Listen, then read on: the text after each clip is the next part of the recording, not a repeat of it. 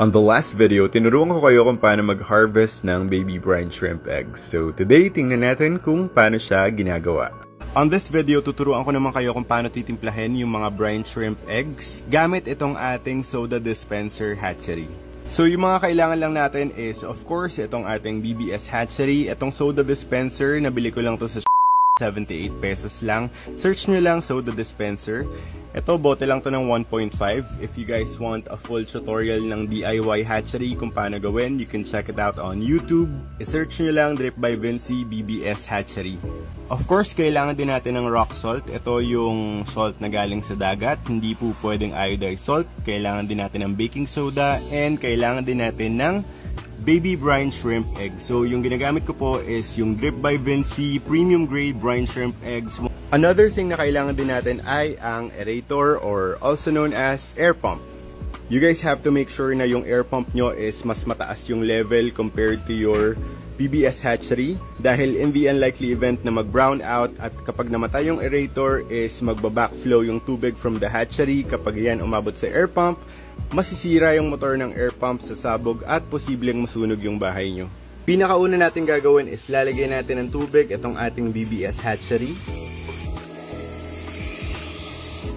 And yes po, tubig lang galing sa gripo yung ginagamit ko para gumawa ng BBS.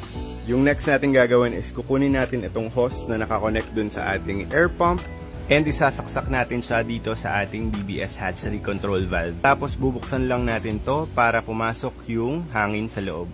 Now maglalagay na tayo ng rock salt. Ito po yung ginagamit kong pangsandok ng aking rock salt.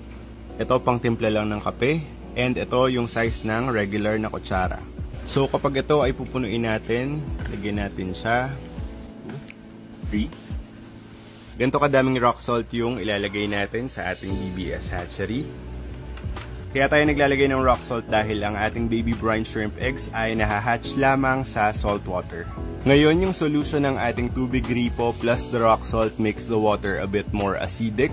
Pero ang mga brine shrimp ay nagtathrive sa pH level na 7.5 to 8.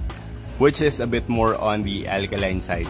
Maglalagay tayo ng baking soda to balance out the pH level of the water. So, ganito lang kadami yung aking ilalagay na baking soda. So, sobrang konti lang talaga and imimix na natin siya sa ating solution. Halu-haluin lang natin to hanggang makita natin na na-dissolve na yung salt dun sa ilalim ng ating BBS hatchery. Once na-dissolve na yung salt and yung baking soda sa ating gripo water, it's about time para maglagay na tayo ng ating baby brine shrimp eggs.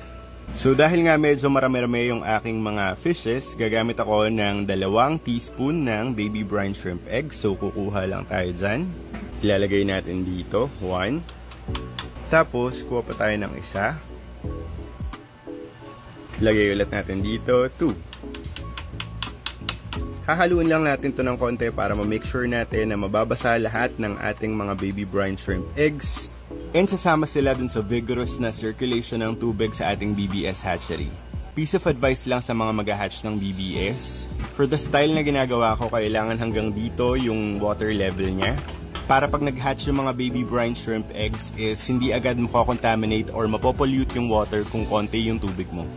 So guys, ganun lang kadali magpa-hatch ng baby brine shrimp. We just have to wait for 24 hours para ma-hatch itong baby brine shrimp eggs natin and we will be ready for feeding.